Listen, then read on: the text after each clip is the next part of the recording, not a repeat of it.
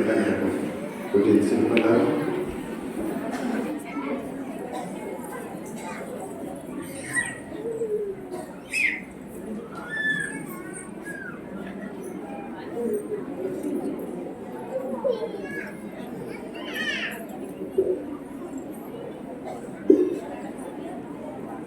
ஆண்டவர் உங்களோடு இருப்பாராக.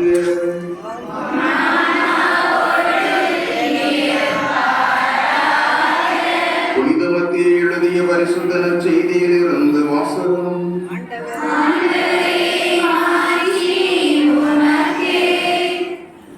மத்திய நற்செய்தி அதிகாரம் 5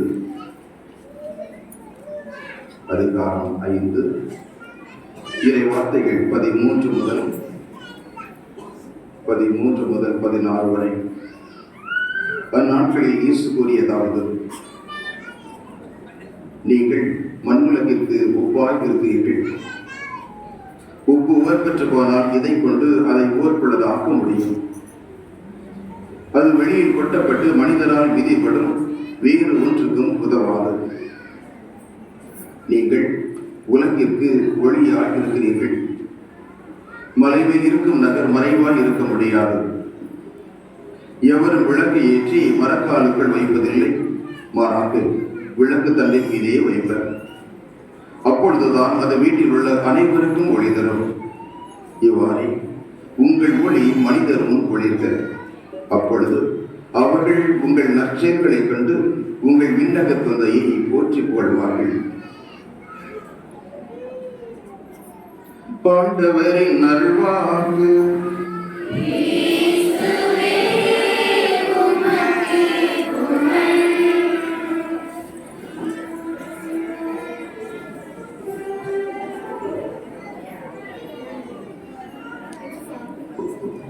நல்லா இருக்கீங்களா? நல்லா இருக்கீங்களா? சந்தோஷமா இருக்கீங்களா? ரொம்ப சத்தம் கேட்குது. நான் கேட்கிற கேள்விதான் பதில் இருக்கலாம். சந்தோஷமா இருக்கீங்களா? மகிழ்ச்சியா இருக்கீங்களா? உற்சாகமா இருக்கீங்களா? சொன்னா கேட்பீங்களா? நிறைய பேர் எழுப்பலையே. எல்லாரும் சேர்ந்து சத்தமாக வலது கரத்தை உயர்த்தி சொல்லுவோம். இயேசுவுக்கே புகழ். நல்ல சத்தமா. இயேசுவுக்கே புகழ். இயேசுவுக்கே நன்றி. நன்றி வாழ்க. புனித செல்வ மாதாவே உங்களுக்காக வேண்டிக் கொள்ளும்.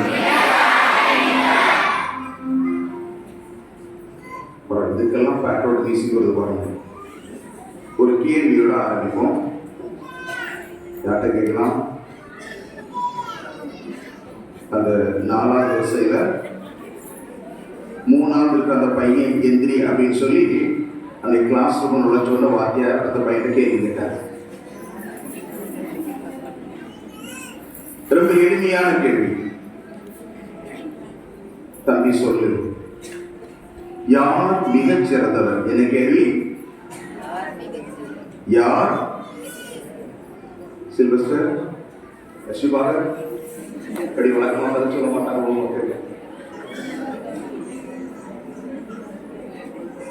என்ன கேள்வி? யார் மிக சிறந்தவர்? வாத்தியாரா அம்மாவா? உங்ககிட்ட அந்த கேள்வி கேட்ட என்ன பதில் சொல்லுவீங்க? யார் மிக சிறந்தவர்? ஆசிரியரா அல்லது அம்மாவா? யார் மிக சிறந்தவர்? ஏதாவது ஒண்ணு சொல்லணும் இல்லையா? யாரு? ஆசிரியரா அம்மாவா? ஆசிரியர் தான் மிக சிறந்தவர் சொல்றோம். கை தூங்க பார்ப்போம். சத்தம் கேட்டு கையை காணணும். ஒரு கை.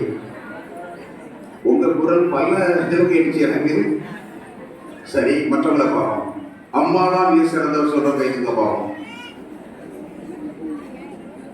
மற்றவங்க என்னதான் நினைச்சிட்டு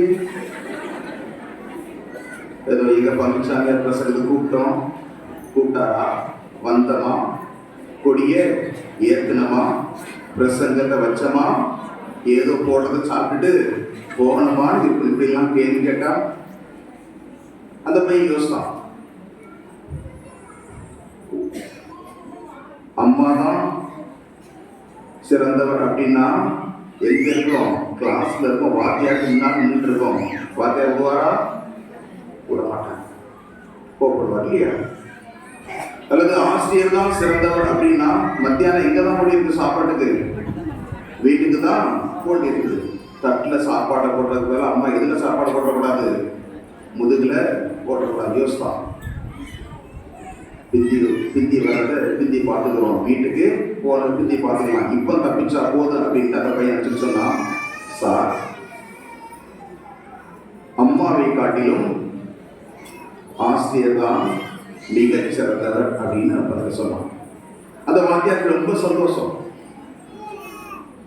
நம்ம பையன்கிட்ட எவ்வளவு ஃப்ரீயா இருந்தா, எவ்வளவு நல்லா பாடம் சொல்லி கொடுத்தா, பெற்று வளர்கிற அம்மாவை காட்டிலும் பாடம் நடத்துகிற ஆசிரியர் தான் மிக சிறந்தவர் அப்படின்னு சொல்றான் அப்படின்னும் அப்படி காலில் தூக்கி விட்டுக்கிட்டு சந்தோஷப்பட்டுட்டு இருந்தாலும் அந்த பையன்கிட்ட பழகி கேட்டார், தம்பி சரியா தான் சொன்ன, ஆனால் இது எல்லாத்துக்கும் கேட்கும்படியா ஏன்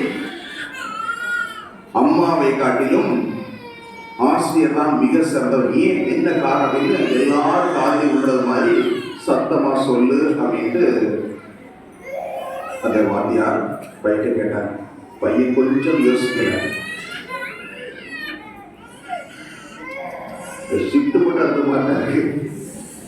ஒரு ஆள் அழுது பிடிச்ச மாதிரி இருந்துச்சு, அடுத்த ஆள் ஆரம்பிக்குது. வெரி குட், சந்தோஷம். உடனே பையன் ஏன்பா அம்மாவை காட்டிலும் ஆசிரியர் தான் மிக சிறந்தவர் அப்படின்னு எதை வச்சு சொன்ன? அந்த காரணத்தை எல்லாரும் கேட்கிறபடியா சத்தமா சொல்லு அப்படின்னாரு. இந்த பையன் யோசிக்க மாட்டேன்னு சொன்னான், சார் எங்க வீட்டுல நாங்க 2 பேர், நான் தான் மூத்தவன், அடுத்த தம்பி.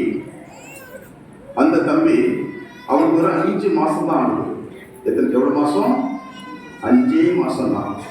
ஆனால் ஒவ்வொரு நாளும் ராத்திரி அவனுக்கு சாப்பாட்டை ஊட்டி அவனை தூங்க வைக்கிறதுல இந்த அம்மா படுற பாடு படாத பாடம். அவ்வளோ கஷ்டப்பட்டு தான் அவனை என்ன செய்வாங்க? தூங்க வைப்பாங்க. 5 மாசம் தம்பியோட குழந்தை. ஆனால் உங்க வகுப்புல உங்க பள்ளிக்கூடத்தில் உங்க வகுப்புல நான் பார்க்குறேன், 5ஆம் கிளாஸ் படிக்கிற எங்க 50 பேரை நீங்க என்ன செய்றீங்க? ஈஸியா தூங்க வச்சிருந்தீங்க. நீங்களே சொல்லுங்க சார், 5 மாச குழந்தைய கஷ்டப்பட்டு தூங்க வைக்கிற அம்மா சிறந்தவங்களா, அல்லது 50 பேரை ஈஸியா தூங்க வைக்கிற வாத்தியார் சிறந்தவரா அப்படின்னு சொல்லிட்டு அந்த பையன் உட்கார கூட இல்லை. இன்னொரு மூலையில இருந்து இன்னொரு பையன் தெரிச்சான். அப்படி பார்த்தா எங்க பங்கு சாமியார் தான் ரொம்ப ரொம்ப சிறந்தவர். ஞாயிற்றுக்கிழமை பூசையில கோயிலுக்கு ஒரு 500 பேர் என்ன செஞ்சிடறாரு? ஈஸியா தூங்க வச்சிடறாரு அப்படின்னு சொல்லி சொன்னான். இது உங்களுக்கு தூங்குகிற நேரமா, அல்லது எப்படா இந்த பிரசங்கம் முடியும்னு ஏங்குற நேரமா எனக்கு செய்யல தெரியல. ஆனாலும் உங்களை வாழ்த்துகிறேன். நல்ல முறையில் நம்முடைய பாதுகாவலி புனித செல்வ மாதாவுக்கு அந்த நவநாளை திருநாளை கொடியேற்றத்தோடு சென்றிருக்கிறோம், ஆரம்பித்திருக்கிறோம். இந்த நவநாள் காலங்கள் நமக்கு ஆசீர்வாதத்தின் காலங்களாக, இறை அருளை பெற்றுத் தருகின்ற காலமாக, அன்னை மரியாளிடம் நம்மை இன்னும் சற்று அருகிலே கொண்டு வரக்கூடிய காலமாக அமைய வேண்டும் என்று உங்களுக்கு சிறப்பாக ஜெபிக்கிறேன். பங்கு தந்தை, அருள் சகோதரிகள், கமிட்டி, இளைஞரை மக்கள் உங்கள் எல்லோருக்கும் என்னுடைய திருவிழா நல்வாழ்த்துக்களை முன்கூட்டியே தெரிவித்துக் கொள்கிறேன். இந்த வருஷம் நோட்டீஸ் நீங்க பார்த்துருப்பீங்க இல்லையா? என்ன கருத்து மைய கருத்து அடுத்து இந்த பிரசங்கம் அன்னைக்கு பேசுவோம் சரியா? என்ன கருத்து மைய கருத்து? கல்வி. கல்வியின் பல்வேறு அம்சங்களை நினைச்சிருக்காங்க பழனிசாமி. அவர்களுக்கு தெரிகிறது, வெறுமனே விவிலியத்திலிருந்து போதிப்பதை காட்டிலும் திருச்சபையின் போதனைகளை இந்த பிள்ளைகளுக்கு திரும்ப திரும்ப சொல்வதை காட்டிலும் மிக அடிப்படையாக தேவைப்படுவது என்னது? கல்வி. அது நாகரிகத்தை பரப்பும், அது வளர்ச்சி என்ன செய்யும்? கொண்டு வரும், சாதனைகளை படைப்பதற்கான ஆற்றலை கொடுக்கும். பிச்சை எடுத்தாலும் சரி, என்ன செஞ்சிடணும்? பிள்ளைகளை படிக்க வச்சிடணும். மறைவாழ்வுக்கு அதுதான் அடித்தளம். இல்லாம நினைச்சிருக்காங்க. திருநாள் நோட்டீஸ்ல போட இல்லாமையே இல்லாமை ஆக்கும் கல்வி. இன்னைக்கு என்ன தலைப்பு? இன்னைக்கு என்ன தலைப்பு? இருளை அகற்றும் கல்வி. அது என்ன இருள்? கடவுள் கட்டி ஜெனரேட்டர்லாம் ரெடியா இருக்கு இல்லையா? ஒளி தருவது மின்சாரமா அல்லது கல்வியா? இருள் என்றால் என்ன இருள்? என்ன இருள்? அறியாமை என்கிற இருளை அகற்றக்கூடிய ஒளி என்னது? கல்வி. அறியாமை என்கிற இருளை அகற்றக்கூடிய ஒளி கல்வி. கல்வி அப்படின்னா என்ன சொல்லுவீங்க? எது கல்வி? எது கல்வி? நாம் கற்றுக்கொள்வது எல்லாமே என்னதுதான்? கல்வி. எது கல்வி? நாம் கற்றுக்கொள்கிற எல்லாமே கல்விதான். அறிவை 2 விதங்கள் நாம் பெறுவதாக சொல்வார்கள். ஒன்று பட்டறிவு, இன்னொன்று படிப்பறிவு. ஒன்று என்னது? முதன்மையான அறிவு என்ன அறிவு? என் முன்ன உட்கார்ந்து சிரிச்சிருந்தா என்ன இருக்கும்? முதல் ஆள் என் முன்னால் உட்கார்ந்து திரும்ப சிரிக்கிறீங்க, என்ன சொல்றோம் கேட்க சொல்லுங்க. ஒன்று பட்டறிவு, இன்னொன்று படிப்பறிவு. ஒன்று பட்டறிவு, இன்னொன்று படி. அது என்ன பட்டறிவு? பட்டறிவு என்ன சொல்லுவீங்க? அனுபவம் மூலமாக பெறப்படுகிற ஒரு அறிவு. வாழ்வில் நாம் படுகிற பாடுகளின் மூலமாக அல்லது வாழ்வில் நாம் படக்கூடிய அந்த எல்லா விதமான அனுபவங்களிலிருந்தும் நாம் என்ன செய்கிறோம்? ஒரு அறிவை பெறுகிறோம். வாழ்வில் எதுவும் பயனற்றதா அல்ல. ஒன்று வாழ்வில் எதை செய்ய வேண்டும் என்று கற்றுக்கொள்வோம், அல்லது வாழ்வில் எதை செய்யக்கூடாது என்று செய்வோம் கற்றுக்கொள்வோம். வாழ்க்கையில் எந்த அனுபவம் வீண் அல்ல. எல்லா அனுபவமும் ஏதாவது ஒன்று என்ன செய்ய நமக்கு ஒரு பாடத்தை நடத்தி ஒன்றில் இதை செய் அப்படின்னு சொன்னோம், அல்லது இதை செய்யாதே அப்படின்னு என்ன செய்யும் சொல்லுங்க. அது பட்டறிவு. இன்னொன்று என்னது? படிப்பறிவு. அதுக்குதான் எங்க போறோம்? அதுதான் எங்க போறோம்? பள்ளிக்கூடங்களுக்கு போறோம். இந்த பட்டறிவு என்பது கல்வி என்று தெரிஞ்சுக்கிறோம். எல்லா ஜீவராசிகளுக்கும், நடமாடுகிற எல்லா ஜீவராசிகளுக்கும் பொதுவானது. மனிதர் மட்டும்தான் பாடம் படிக்கிறாங்களா? மிருகங்கள் பாடம் படிக்கிறது இல்லையா? மிருகங்கள் பள்ளிக்கூடத்துக்கு போறது. இந்த பட்டறிவு என்பது எல்லாருக்கும், எல்லா ஜீவராசிகளுக்கும், நடமாடுகின்ற எல்லா உயிர்களுக்கும் பொதுவானது. சின்னசாமி, ஃபாதர் ராபிஸ்டன், நாய்ப்பிரியர். என்ன பிரியர்? நாய்ப்பிரியர். நாயின்னா அவருக்கு அவ்வளவு பிடிக்கும். ஒரு தாய் நாய் 7 குட்டிகள் இருக்கு. திடீர்னு சின்னசாமி தேடுவேன், ஆளை காண முடியாது. பிரதமர் கூப்பிட்டு ஃபாதர் என்ன கேட்டா 4ஆவது ரூம்ல இருக்கா அப்படின்னு பார்த்து சொன்னேன். அங்க என்ன வேற அவருக்கு? நாயோட கொஞ்சம் இருக்காங்க அப்படின்பா. நாங்கள் சாப்பாட்டில் பேசுகிறோம். பாருங்க, திருமணம் ஆகிறது மனிதர்கள் இல்லையா? கல்யாணம் ஆச்சு, தாய்மை அடைகிறாங்க இல்லையா? கற்பமாயிடுறாங்க. என்ன பாடுபடுத்திடலாம் பாருங்க, என்ன பாடுபடுத்துறான். அப்படி போவாத, இப்படி போவாத, அதை சாப்பிடாத, இதை சாப்பிடாத, அது உனக்கு உடம்புக்கு ஆகாது, இது ஆகாது சொல்றோமா சொல்லலையா? மாசம் தவறாம செக்கப்புக்கு போறோமா போகலையா? 7வது மாசம் வளகாப்பு நடத்துறமா நடத்தலையா? நடத்துறமா நடத்தலையா? நடத்தலையா? வலி எப்போதும் தெரியுமா? டாக்டர் சொல்லுவார் இந்த 10 நாள் இருக்குது, அடுத்த நாளே வலி வந்துடும். டாக்டர் சொல்லுவார் அடுத்த நாள் வலி வரும், 10 நாள் வலி என்ன செய்யாது இருக்காது. 9வது மாசம் முடிகிற வரை டாக்டர் சொல்வார் சுகப்பிரசவம் தான் அப்படின்ட்டு. திடீர்னு குட்டத்துக்கு போடுவார், தண்ணி குறைஞ்சிருச்சு, தண்ணி குறைஞ்சிருச்சு, உடனே பிள்ளை என்ன செய்யணும்? எடுத்து ஆகணும். இல்லைன்னா அது பிள்ளைக்கும் தாய்க்கும் எல்லாம் நினைச்ச முடியாது, உத்தரவாதம் கொடுக்க முடியாது. கிட்டத்தட்ட இன்னைக்கு உள்ள சூழல்கள்ல 90-95% பிரசவங்கள் பிரசவம் அல்ல, தாய்மார் பிரசவிக்கிறது இல்லை, குழந்தை வெளியே எடுக்கப்படுகிறது. குழந்தைகள் பிறப்பதில்லை, குழந்தைகள் வெளியே எடுக்கப்படுகின்றன. நம்ம நாட்டில், வெளிநாட்டிலையும் கிடையாது. வெளிநாட்டில் இன்னும் 99% நார்மல் தான், சுகப்பிரசவம் தான். ஆனா நம்ம நாட்டில் இன்னைக்கு 99% என்ன பிரசவம்? என்ன பிரசவம்? ஆபரேஷன் தான். உண்டா இல்லையா? நம்ம வளர்ந்த சமுதாயம், படைப்புகளில் உயர்ந்த படைப்பு நாம தான், படைப்பின் சிகரம்லாம் சொல்லிக்கிறோம் தானே. ஒரு பெண்ணுக்கு அவள் தாய்மை அடைகிற போது ஒரு குழந்தை பெற்றெடுப்பது எவ்வளவு நடக்குதுன்னு பாருங்க. ஒரு குழந்தை மிஞ்சி போனா எத்தனை, திடீர்னு ஒரு சிலருக்கு 2 குழந்தைகள், அதற்கு இந்த பாடு தப்பாடக்கூடாது. ஒரு நாயை பாருங்க,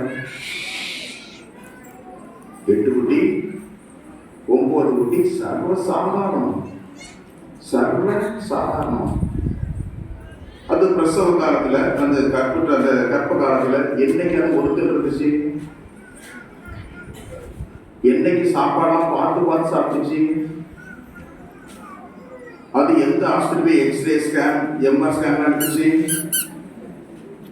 அதுக்கு யார் வரலாற்று நடத்தினா? அதுக்கு எந்த ஆஸ்பத்திரி சிசேரியன் பண்ணி குழந்தை பிறந்துச்சு? தெரியல. அதுக்கு இந்த நேரத்துல நமக்கு குட்டிகள், குழந்தைகள் பிறக்கிறது அதுக்கு என்ன செய்யுது தெரியுது இல்லையா? எந்த நாயும் திரும்ப குட்டி போடுறதில்ல. அந்த தருணத்துல ஏதாவது ஒரு மறைவிடத்தை தேடி குட்டி போடுறதில்ல. அந்த 8, 9 குட்டிகளை அந்த தாய் தன்னது ஒரு ஆளாக செய்து அந்த நாய் வளர்க்கதான் வளர்க்கலையா? சொல்லுங்க. படைப்பில் சிறந்தது, தாய்மையில் சிறந்தது மனிதர்களா பிற உயிர்களா? எது எது? அதுக்கு யார் சொல்லி கொடுத்தா? பட்டறிவு. எல்லா உயிர்களுக்கும் இந்த பட்டறிவு பொதுவானது. எல்லா உயிர்களும் தன்னை அனுபவத்தை ஏதாவது பாடம் படிச்சுட்டே தான் இருக்கு. வீட்டுல பூனை வளர்க்குறாங்க, ஒரு தடவை பால் போய் சூடா வச்சிருக்க, சூடு என்பதை தெரியாமல் அந்த பூனை குடிச்சிட்டு நாக்க போட்டு சுட்டுச்சுன்னா அடுத்த தடவை பக்கமே என்ன செய்யாது, பக்கமே என்ன செய்யாது, வராது. பட்டறிவு. அனுபவத்திலிருந்து பாடங்களை படிப்பதில் மனிதர்களை காட்டிலும் மிருகங்கள் சிறந்தவர்கள். இயற்கை போராட்டங்களில், கால சீதோஷண மாற்றங்களில் அதை தாங்கிக் கொள்வதில், அதை எதிர்கொள்வதில், ஏன் அந்த கால மாற்றங்களை அறிந்து கொள்வதில் மனிதர்களை காட்டிலும் யார் சிறந்தவர்கள்? பிற மிருகங்கள் சிறந்தவர்கள். பட்டறிவு எல்லாருக்கும் பொதுவானது. எனவே மனிதர்களுக்கும் அது பொருந்தும். அப்படியானால் அந்த பிற உயிர்களுக்கு இல்லாத சிறப்பறிவு அப்படின்னா எந்த அறிவா தான் இருக்க முடியும் மனுஷனுக்கு? எழுத்தறிவு. மிருகங்கள் எவ்வளவுதான் இயற்கையிலிருந்து பாடங்களை கற்றுக்கொண்டாலும் எந்த மிருகமும், எந்த நாயோ பூனை எதுவாக இருந்தாலும் ஒரு நாள் நான் ஹோம்ஒர்க் பண்ணணும் புத்தகத்துக்கு என்ன செய்யாது, போகணும். காலையில் நேராட்சி பிள்ளைங்களை பள்ளிக்கூடத்துக்கு என்ன செய்யாது, கூட்டிக்கிட்டு போடலாம் இல்லையா? அப்படி என்றால் மனிதனுக்கு பிற உயிரினுக்கு இல்லாத ஒரு கூடுதல் வாய்ப்பு. எல்லா உயிர்களுக்கும் பட்டறிவு இருக்கிறது. அனுபவத்திலிருந்து பாடங்களை கற்றுக்கொள்ளக்கூடிய அந்த அறிவு எல்லா உயிர்களுக்கும் இருக்கிறது, மனிதன் உட்பட. ஆனால் பிற உயிர்களுக்கு இல்லாத ஒரு சிறப்பான வழி, மனிதர்களுக்கு மட்டுமே ஒரு உரிய வழி அப்படின்னா என்ன வழி? அதுதான் எழுத்தறிவு. அவன் நீ மெய்வரீங்க போவா சாமியா இருந்தது நாயை போய் சொல்லிட்டாரு, சாமியா இருக்கிறது பூனையை போய் சொல்லிட்டாரு, கோபமா இருக்கும் அவங்களுக்கு. இன்னைக்கு அந்த கல்வி அறிவை தான் எழுத்தறிவின் மூலமாக பள்ளிக்கூடங்கள் சென்று கல்வியை கற்பதான் அதிகமா சொல்லிக் கொண்டிருக்கிறோம். காலங்காலமா வாழ்ந்துட்டு தான் வர்றோம். சரி, படிச்சா போதுமா? படிச்சவனா நல்லவனா? படிச்சவனா யோக்கியனா? படிச்சா போதுமா? பங்கு தந்தை சொல்லி இருப்பது போல படிச்சா நாகரிகம் வளர்ந்துருமா? படிச்சா மறை அறிவு அடித்தளமாக அது அமைந்திருமா? படிச்சுட்டா இல்லாமல் போயிருமா? போகணும். அதுதான் கல்வி. 1964 உருவாக்கப்பட்ட கோத்தாரி கமிஷன் கல்விக்காக இந்திய ஒன்றிய அரசால் முதலில் போடப்பட்ட கமிஷன் கோத்தாரி கமிஷன். ஏன் கோத்தாரி கமிஷன்? ரவுலட் சிங் கோத்தாரி என்பவர் அந்த கமிஷனுக்கு தலைவர். பல்வேறு நாடுகளைச் சேர்ந்த 20 கல்வியோடு தொடர்புடைய 20 அறிஞர்களை கொண்ட அந்த குழு 2 ஆண்டுகள் 1964 இருந்து 66 வரை அந்த குழுவானது ஆராய்ச்சி செய்துவிட்டு பல்வேறு பரிந்துரைகளை ஒன்றிய அரசு சொல்லும். ஒன்றை சுருக்கமாக சொல்லும் ஆங்கிலத்தில், the destiny of the nation is determined in the classrooms. The destiny of the nation is determined in the classrooms. தமிழ்ல ஒரு தேசத்தின் தலையெழுத்து என்பது வகுப்பறைகளில் தீர்மானிக்கப்படுகிறது. ஒரு தேசத்தின் தலையெழுத்து என்பது வகுப்பறைகளில் தேசம் எங்க இருக்கு? தேசம் டெல்லின்னு நினைச்சிடாதீங்க, இந்தியா அப்படின்னு நினைச்சிடாதீங்க. நாம் தான் தேசம். நம்மை போன்ற எல்லோரும் தான் இது தேசம். எனவே இந்தியாவின் தலைவிதி, தேசத்தின் தலைவிதி நிர்ணயிக்கப்படுகிறது என்றால் நமது தலையெழுத்தும், நம்முடைய குடும்பத்தின் தலையெழுத்தும், நம்முடைய ஊரின் தலையெழுத்தும் எங்கதான் நிர்ணயிக்கப்படுது? வகுப்பறைகளில் தான் நிர்ணயிக்கப்படுகிறது. பட்டறிவு என்று சொல்லுகிற போது அது குறுகலானது, அது வரையறுக்கப்பட்டது. பட்டறிவு எங்க கிடைக்கும்? நான் இருக்கிற இடத்தில், நான் வாழ்கிற அந்த குறிப்பிட்ட சூழலில், எனது குடும்பத்தில், எனது ஊரில் நான் சந்திக்கிற அந்த அனுபவங்களின் அடிப்படையில் மட்டும்தான் என்ன செய்யும்? பட்டறிவு ஏற்பட வாய்ப்பு. ஆனால் படிப்பறிவு, எழுத்தறிவு என்பது, அமெரிக்காவில் ஒரு புஸ்தகத்தை நான் இங்க வாசித்தா உங்கள் சொல்ல என்ன செய்து கொள்ளலாம், அறிந்து கொள்ளலாம். அறிவை பெறுவதற்கு, அறிவை விசாலமாக்குவதற்கு படிப்பறிவை காட்டிலும், பட்டறிவை காட்டிலும் படிப்பறிவு அதிகமாக உதவி செய்யும். எனக்கு எழுத வாசிக்க தெரியவில்லை என்றால் நான் பிற நாகரிகத்தை என்ன செய்ய முடியாது. எனது அனுபவத்திற்கு அப்பாற்பட்ட செய்திகளை என்னால் அறிந்து கொள்ள முடியாது. அப்படி என்றால் எனக்கு தெரியாத ஒரு விஷயம் இருந்தால், எனக்கு தெரியாத ஒரு பொருள் இருக்கும் என்றால் அது இருப்பதும் ஒன்றுதான், இல்லாமல் இருப்பதும் ஒன்றுதான். எப்படி? ஒரு பொருள் இருக்கு, நான் பார்க்கல அப்படின்னா என் கண்ணை நான் மூடிக்கிட்டேன்னு அர்த்தம். கண் திறந்திருந்த போதும் அந்த பொருள் எனக்கு தெரியவில்லை என்றால், அந்த பொருளை பார்க்கக்கூடிய ஆற்றல் இல்லை என்று சொன்னால், என் கண்ணு திறந்திருக்கிறது ஒன்றுதான், மூடி இருக்கிறதும் ஒன்றுதான். அதுதான் இருள். நான் அறியாத போது, அறியாமல் இருக்கிற பொழுது என் கண்களுக்கு பார்வை இருந்தாலும் என் இதயத்திற்கு, என் உள்ளத்திற்கு என்னதான் இருக்குது? அது இருளாகத்தான் இருக்கிறது. எனவே அந்த இருளை அகற்ற வேண்டும் என்றால், நம்முடைய அறியாமை அகற்ற வேண்டும் என்றால், இன்னும் பல விஷயங்களை தெரிந்து கொள்ள வேண்டும் என்றால், நமது அனுபவத்துக்கு உட்படாத உலகின் எல்லா விஷயங்களும் உட்பதை நம்மால் படித்துக் கொள்ள முடியும் என்றால் அதுக்கு என்ன வேணும்? அதற்கு கண்டிப்பாக கல்வி எனது அவசியம். ஒரு காலத்துல பல தடைகள் இருந்தது. எல்லாரும் பள்ளிக்கூடத்துக்கு போக முடியாது, எல்லாரும் பள்ளிக்கூடத்துக்கு போக முடியாது. ஒரு குறிப்பிட்ட உயர் ஜாதியில மட்டும்தான் என்ன செய்ய முடியும்? பள்ளிக்கூடத்திற்கு போக முடியும். இன்னைக்கு நம்முடைய கிறிஸ்தவ மிஷனரிகள், கிறிஸ்தவ குருக்கள் கிறிஸ்தவ மதம் அந்த நிலையை மாற்றியது. தமிழகத்தை பொறுத்தவரையில் பெரியார், அண்ணா போன்ற திராவிட இயக்கங்கள் அந்த நிலையை செய்ததற்கு மாற்றி கொடுத்து எல்லாரும் படிக்கணும், எல்லாரும் படிக்கணும். படிப்பு என்பது ஒரு குறிப்பிட்ட உயர் சாதியினருக்கு மட்டும் சொந்தமானது அல்ல. பிறந்த ஒவ்வொரு மனிதனுக்கு கொடுக்கப்பட வேண்டும் என்பதற்காகத்தான் இந்த திராவிட இயக்க கிறிஸ்தவ மறைகள் குறைந்து கொண்டிருக்கின்றன. எப்படியாவது பிள்ளைங்களை 8ஆம் கிளாஸ் வரையாவது வர வச்ச முடியாதா என்பதற்காகத்தான் 8ஆம் கிளாஸ் வரை எல்லாம் கொடுக்குது அரசாங்கம். நோட்டு புத்தகம் கொடுக்குறாங்க இல்லையா? கொடுக்குறாங்களா, கொடுக்கலையா? சாப்பாடு கொடுக்குறாங்களா இல்லையா? ஸ்கூல் பேக் கொடுக்குறாங்களா இல்லையா? செருப்பு கொடுக்குறாங்களா இல்லையா? யூனிஃபார்ம் கொடுக்குறாங்களா இல்லையா? எதற்கு? இல்லை என்ற காரணத்திற்காக, வறுமை என்ற காரணத்திற்காக, ஏழ்மை என்ற ஒன்றை சொல்லி எனக்கு புஸ்தகம் வாங்க வழி இல்லை, சாப்பிட வழி இல்லை, பயிர் இல்லை, அது இல்லை, இதில் சொல்லி அது குறைந்தபட்ச 14 வயது வரையாவது உள்ள என்ன செய்யக்கூடாது? வீட்டில் ஏதாவது காரணம் சொல்லி வீட்டில் உட்காந்துடக்கூடாது. உள்ள கண்டிப்பா எங்க போனோம்? பள்ளிக்கூடத்திற்கு போன இலவச கல்வி கட்டாயம். இன்னும் அரசாங்கம் தமிழகத்தில் இன்னொன்னு செஞ்சு 8ஆம் கிளாஸ் வரை கம்பல்சரி பாஸ், ஆல் பாஸ்.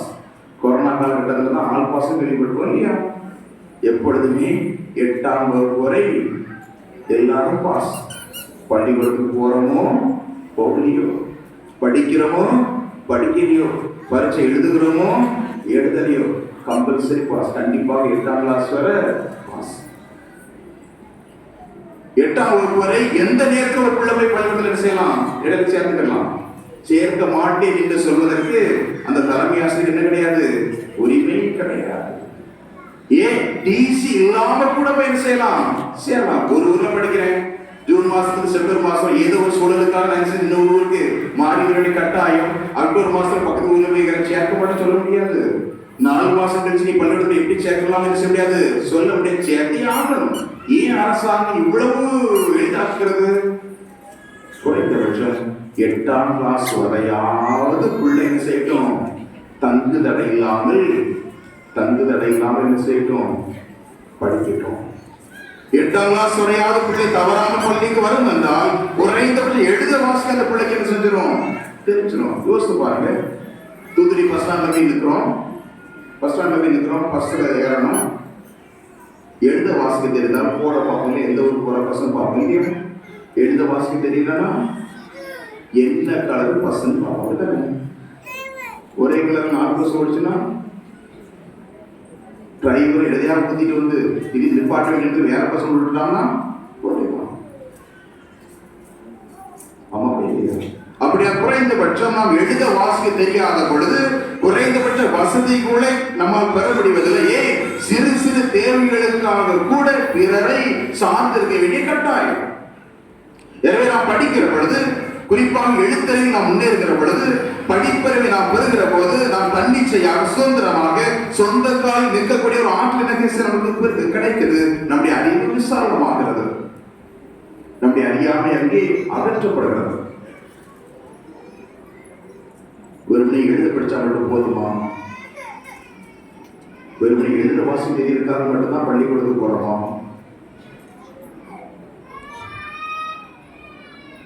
அம்மா அப்பா படிச்சிருந்தா, வீட்டில் யாருமே அண்ணா அக்கா படிச்சிருந்தா, எழுத வாசிப்பது மட்டும்தான் படிக்க நோக்கம் என்றால் வீட்டில் உட்காந்து எழுத வாசிச்சு முடியாத சில பேருக்கு சொல்லிக் கொடுத்தோம் இல்லையா? அதை தாண்டி பள்ளிக்கூடத்துக்கு போவது வெறுமனை எழுத வாசிக்க மட்டுமல்ல, அது முதன்மையானது. ஆனால் அது மட்டுமல்ல, பிள்ளை ஒரு சமூகமாக வாழ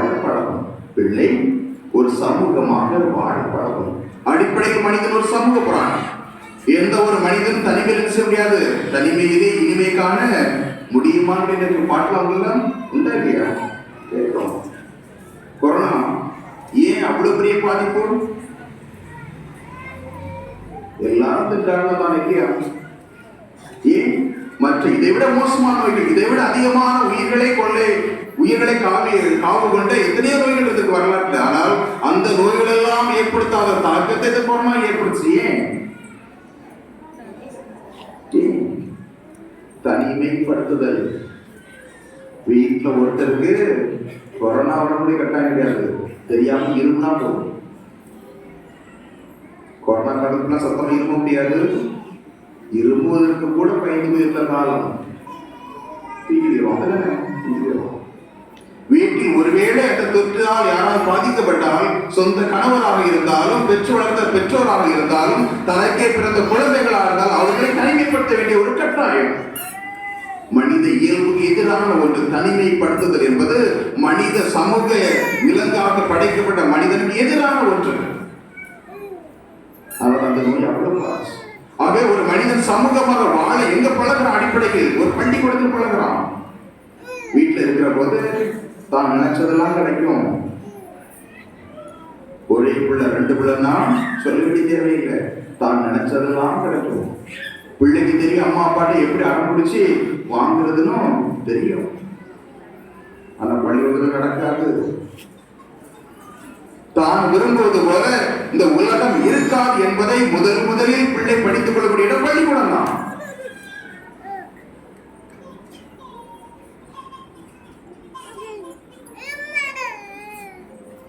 ஒழுக்கம்.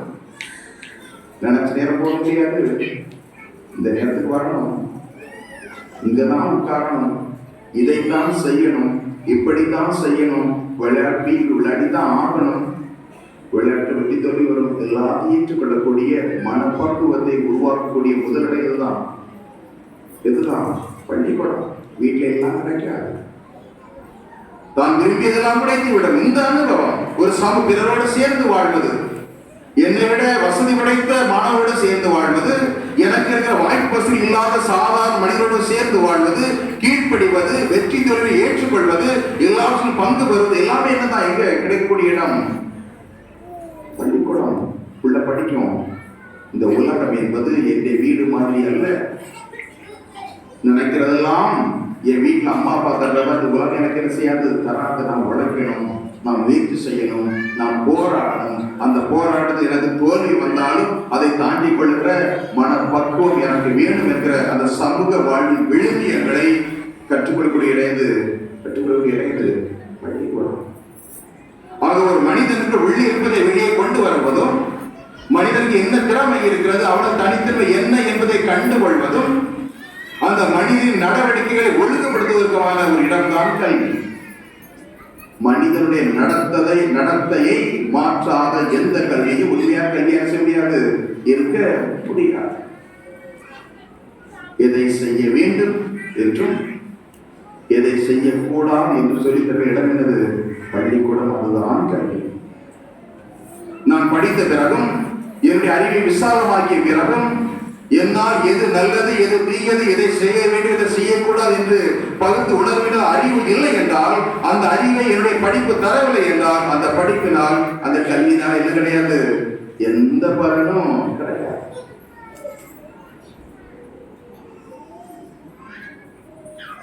எது நல்லது, எது தீயது, எதை செய்வது, எதை தவிர்ப்பது என்கிற அறிவில் ஆனவரை ஒரு மனிதன் என்ன இருந்தாலும், அவனை சுற்றி எவ்வளவு பேர் இருந்தாலும், அவன் இருளில் தான் வாழ்கிறான், அறியாமையில் தான் என்ன செய்கிறான்? வாழ்கிறான். பிரசங்கத்தில் ஒரு தலைப்புடைய ஒரு நாளைக்கு வருது, கற்பது என்பது தவம், கற்றல் என்பது தவம், கற்றுக் கொடுப்பது என்பது வரம். கற்பது என்பது தவம், கற்றுக் கொடுப்பது என்பது, ஆக நாமும் கற்றுக்கொள்ள வேண்டிய கடமை நமக்கு இருக்கிறது.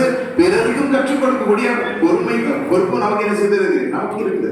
நாமும் கற்றுக்கொள்ள வேண்டும், நாமும் என்ன செய்ய கற்றுக் கொடுக்க வேண்டும். சில நேரங்களில் நாம் மாணவர்களாக மாற வேண்டி இருக்கிறது, சில தருணங்களில் நாம ஆசிரியர்களாக செய்திருந்து மாற வேண்டியிருக்கிறது. எப்படி மாதாவுக்கு தொடர்புபடுத்தலாம்? மனைவியாச்சு இல்லையா, செல்வமான பிள்ளைகளாச்சு, மாதாவை தொடர்புபடுத்தாம எப்படி பிரசங்கமாக இருக்கக்கூடிய ஒரு டாக்கு மாதிரி ஒரு சொற்பொழிவு மாதிரி ஆகிய தவிர மறையிலையோடு மறை விவிலியத்தோடு தொடர்புபடுத்தலன்னு சொன்னால் அது மறைவியாக நிச்சயாது. யோசித்து பார்க்க, மாதா நல்லதொரு ஆசிரியர். ஒவ்வொரு வீடுக்கும் ஒரு பல்கலைக்கழகம். நான் சொல்லுங்க, நல்லது குடும்பம் சொல்லுங்க, நல்லது குடும்பம். உள்ள முதலாக படிக்க ஆரம்பிக்கிறது அனுபவத்தின் மூலமாக கேட்கலாம். அப்படி பார்க்கும் பொழுது மாதா இருந்த அந்த குடும்பம், அந்த திருக்குடும்பம் உண்மையிலேயே ஒரு பல்கலைக்கழகம் தான். இப்ப கேட்கிறேன், புதிய ஏற்பாடுல மாதாவுக்கு இயேசு இல்லையா? மாதாவும் இயேசுவும் பேசியதை எத்தனை முறை புதிய ஏற்பாடுல பார்க்கிறோம். மாதாவும் இயேசு எத்தனை பேசியிருக்காங்க? கண்டிப்பா இயேசு 33 வயசு இருக்கிற போது நிறைய தடவை பேசியிருப்பாங்க. மாதாவோட தாய் பிள்ளையும் நிறைய தடவை பேசியிருப்பாங்க. அது எத்தனை முறை அவை விவிலியத்தில் சொல்லப்படுது? மாதாவும் இயேசுவும் பேசியது எத்தனை முறை பைபிளில் சொல்லப்படுது?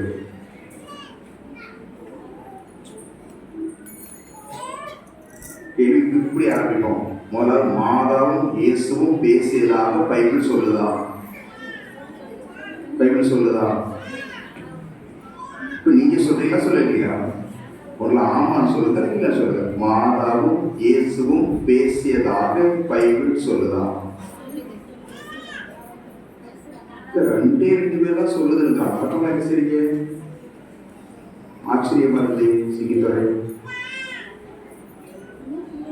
மாதாவும் இயேசுவும் பேசியதாக பைபிள் சொல்லியிருந்தா? உதாரணமாக எங்கெல்லாம் பேசியிருக்காங்க? கானாவூர் கல்யாணம், வேற சிலுவை அடியில மாதாவும் இயேசுவும் பேசினாங்களா? மாதாவும் இயேசு பேசினாங்க சிலுவை அடியில. இயேசு பேசியிருப்பார், மாதா பேச சொல்லியிருப்பாங்களா? கிடையாது. அது உரையாடல் அல்ல. அது உரையாடல். எத்தனை வயசுல? யாரும் 5 வயசு நான் வெரி குட். 12 வயது. ஆச்சரியம், பைபிள்ல 2 இடங்களில் மட்டும்தான் மாதாவும் அவருடைய மகன் இயேசுவும் பேசிய உரையாடல். 2 இடங்கள் தான். ஒன்று 12வது வயதில், இன்னொன்று எத்தனை வயசுல? 30வது வயதில்.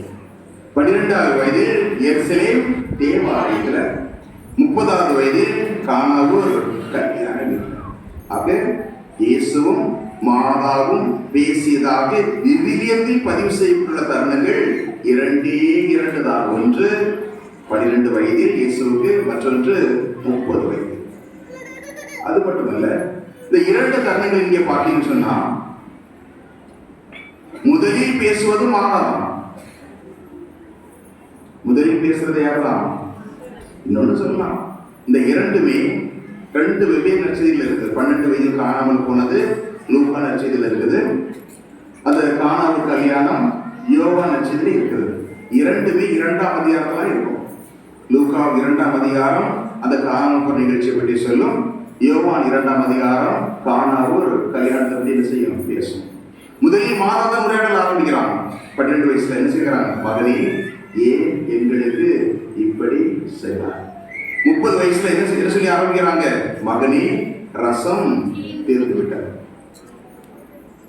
அடுத்ததா பாத்தீங்கன்னா, இந்த 2 முறையுமே அந்த உரையாடல்களுக்கு இயேசுனுடைய பதில் எதிர்மறையாக தான் இருக்குது. 12 வயசுல மகனே, ஏன் எங்களுக்கு இப்படி செய்த? இயேசு, ஏமா தெரியாம செஞ்சுட்டேன், இன்னும் செய்ய மாட்டேன்னு சொன்னாரு. என்ன சொன்னாரு? அட போங்கம்மா, உங்களுக்கு தெரியாது நான் எங்க இருக்கணும், உங்களுக்கு தெரியாது.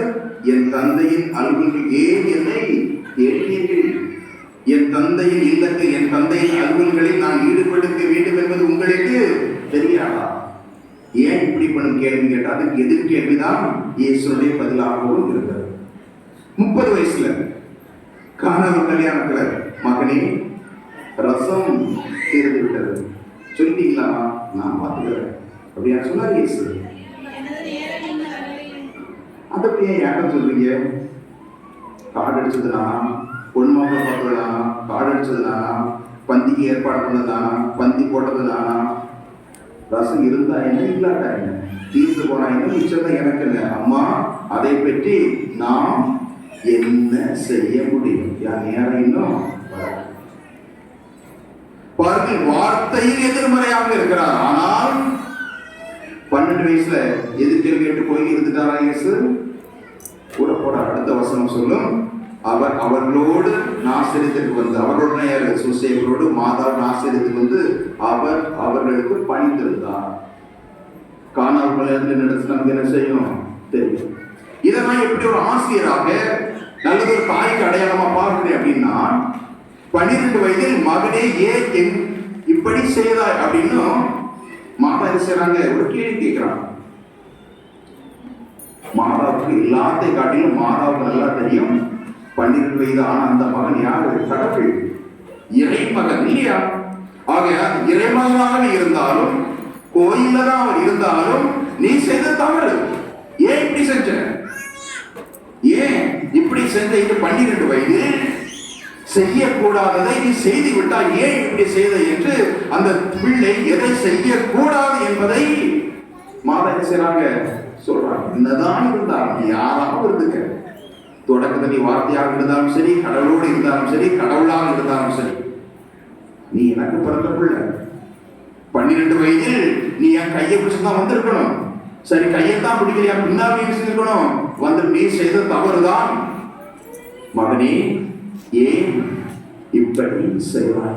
அது செய்யக்கூடாது என்பதை கடவுளின் மகனாகவே இருந்தாலும் ஏன் என்று கேட்கக்கூடிய ஒரு ஆசிரியராக, ஒரு தாயாக மாதா இருக்கிறாங்க இருக்கிறார். தவறு தவறுதான், வெற்றிகள் திறந்தாலும் குற்றம் குற்றம். ஆனா 30 வயசுல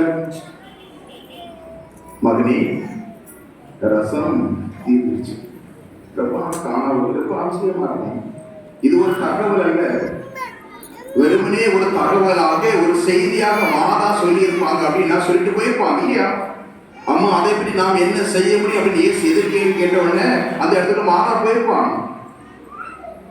இது ஒரு செய்தி இல்ல, நான் அதை ஒரு ஜெபமாக பார்ப்பேன்.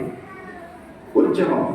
இயேசுவிடம் இந்த உலகத்தில் முதலில் ஜெபித்தது யாரா? மாதாவா. இயேசுவால் அந்த குறையை, ரச பற்றாக்குறையை தீர்க்க முடியும் என்று இயேசுவின் வல்லமையில் முதலில் நம்பிக்கை இருந்தது யாரா? மாதாதான்.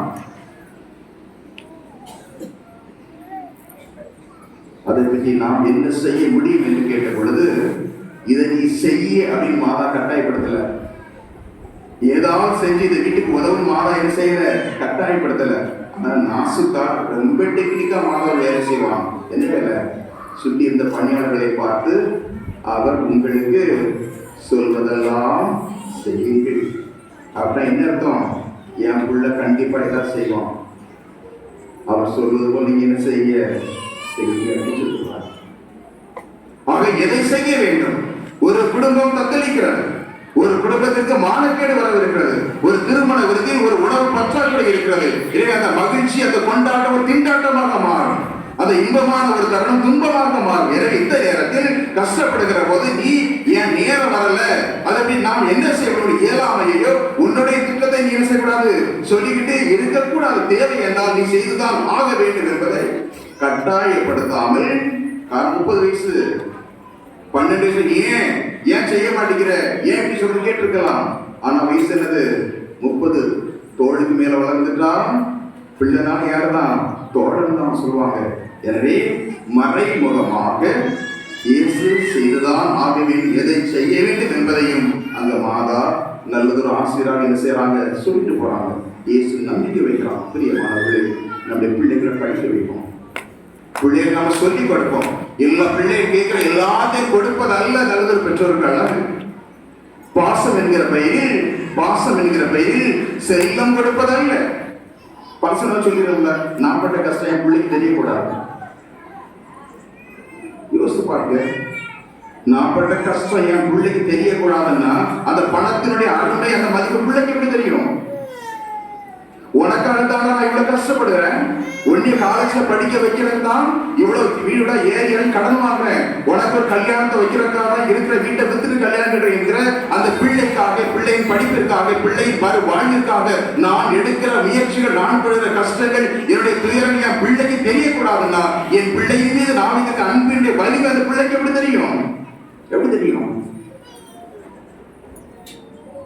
கேட்கறதெல்லாம் வாங்கி கொடுக்குறோம். என் பிள்ளைக்கு எது தேவையில்லை என்பதை தீர்மானிக்கக்கூடிய சக்தி எனக்கு இல்லைன்னு சொன்னா ஒரு பொறுப்புள்ள தாயாக, தந்தையாக இருக்க முடியும். பிள்ளைக்கு தெரியுமா இது வேணும், பிள்ளை ஆசைப்படும். அது சிறு பிள்ளைகள் பார்க்கறதெல்லாம் வேணும்னு கேட்கும் இல்லையா? ஆனா என்னுடைய பிள்ளைக்கு எது தேவையில்லை என்பதை முடிவெடுக்கக்கூடிய கட்டாயம் யாருக்கு இருக்குது? நமக்கு இருக்குது. 13, 5ஆம் கிளாஸ் 6ஆம் கிளாஸ் படிக்க பிள்ளைகளுக்கு பைக்கு கொடுக்குறோம். அரசாங்கம் சொல்லுது 18 வயசு லைசன்ஸ் எடுத்து போறா வண்டி ஓட்ட. அரசாங்கம் சொல்லுது 13, 14 வயசு வண்டி ஓட்டுகிற தருணம் இல்லை, பருவம் இல்லை என்று அரசாங்கம் சொல்லுது. பிள்ளையை ஓட்ட வைக்கிறோம், வெளியே அந்த பைக்களை வாங்கி கொடுக்குறோம். அது வாடுதான் போகுது. சாமி சொல்லுவாங்க, ஏடிஎம்ல போனா பிரதீஷ் பார்க்கிறது, ஏடிஎம்ல போனா உடனே பணம், ஏடிஎம்ல போனா அவர் சொல்வார் பிணம் அப்படின்பார். பிள்ளை அறியாத பருவம், துள்ளி ஓடக்கூடிய ஒரு பருவம், எதை குறித்து கவலைப்படாத பருவம். விலையுயர்ந்த பைக்குகளை, அதிக ஸ்பீடா போற வண்டியை வாங்கி கொடுத்துக்கிட்டு 20 கிலோமீட்டர் ஸ்பீட்ல போனா கேட்பானா? 20 கிலோமீட்டர் ஸ்பீட்ல போறது அதுக்கு அந்த பைக்கு, அதுக்கு கேடிஎம், அது அந்த வண்டி அவதரிச்சிருப்பாரு. பையன் நல்ல எண்ணம், இவ்வளவு வெளியேற பைக்கு அம்மா அப்பா வாங்கி கொடுத்துருக்காங்க, அந்த பைக்குன்னு ஒரு மரியாதை இருக்கு இல்லையா? அந்த மரியாதை நாம் எடுக்கலாமா? கடைசியில் உட்கார்ந்து உப்பாரி இருக்கிறது யாரு உப்பாரி இருக்கலாம்?